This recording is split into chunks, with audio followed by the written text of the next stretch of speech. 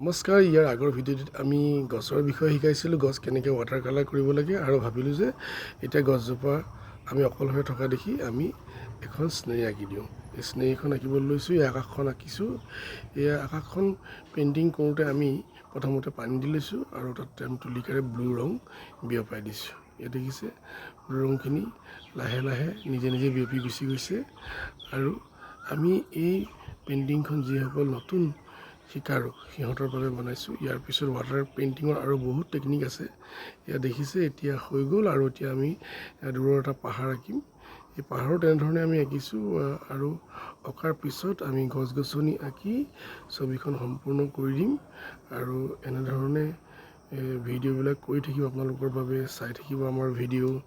আজিলৈ আহিছোঁ আৰু এটি ভিডিঅ' লৈ পুনৰ আকৌ আপোনালোকৰ কাষ পামহি। ধন্যবাদ।